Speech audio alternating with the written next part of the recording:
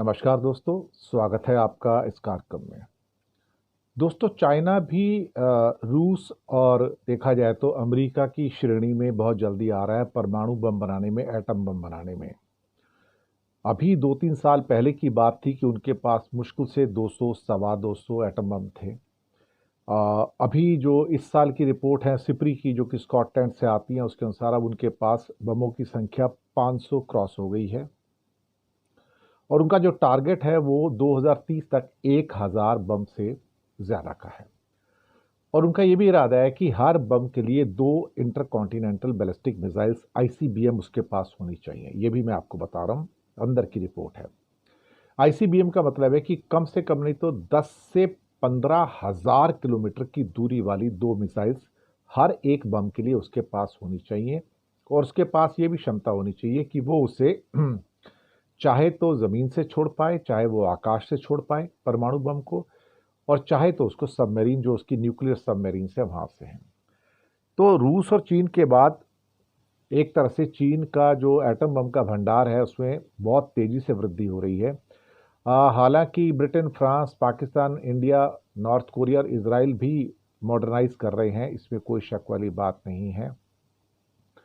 पर सिपरी की रिपोर्ट हमेशा ऑथेंटिक रिपोर्ट होती है, इसमें कोई भी शक वाली बात नहीं है। और सिपरी की रिपोर्ट जो आती हैं, जो स्कॉटलैंड से आती हैं, जो खासतौर से स्वीडिश थिंक टैंक है, Stockholm International Peace Research Institute, Stockholm International Peace Research Institute, इसको कॉमन तौर पर सिपरी की रिपोर्ट कहा जाता है। उनका कहना है कि जनवरी 2024 तक, इस साल 500 उसके पास एटम बम हो चुके थे। 2023 में ये संख्या 410 थी। पूरी दुनिया में 12,221 परमाणु हेड है, यानी कि एटम बम है, और जिसमें 9,585 इस्तेमाल करने के लिए बिल्कुल सुरक्षित रखे गए हैं। तो रूस और अमेरिका के पास बहुत बड़ी संख्या में हथियार हैं और चाइना इस टाइम वो तीसरे नंबर में आता है। 2030 का जो टारगेट है वो उन्होंने बता दिया है कि 1000 एटम बम क्रॉस करने वाला वो तीसरा कंट्री हो जाएगा। और इसके साथ ही वो जो मिसाइल्स के जो साइलोज हैं, जो ग्राउंड मोबाइल, जो आपकी ख़ास तौर से जो पनडुब्बियाँ हैं, जो सबमरीन्स हैं, और ख़ास तौर से जो आपकी जो एटम बम के साथ ले जाने वाली जो हाइपरसोनिक ग्लाइड जो व्हीकल्स हो सकते हैं, वो प्रणालियाँ भी हैं। तो कहीं न कहीं उससे लोगों के अंदर चिंता हो रही है। लोगों के साथ में ये चिंताएँ जो हैं, ये अमेरिका को भी हो रही हैं, शायद रूस को भी डेफ़िनेटली हो रही हैं कि चाइना एक बहुत बड़ी मेजर पावर के रूप में निकल कर आ रहा है, मिलिट्री पावर।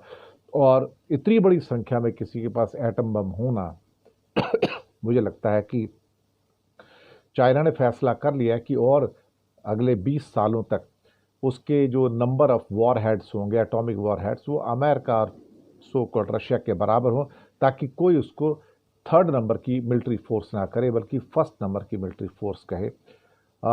ये चीज़ें जो हैं रियल टर्म्स में बाहर निकल कर आ रही हैं। शुक्रिया आपका बहुत बहुत।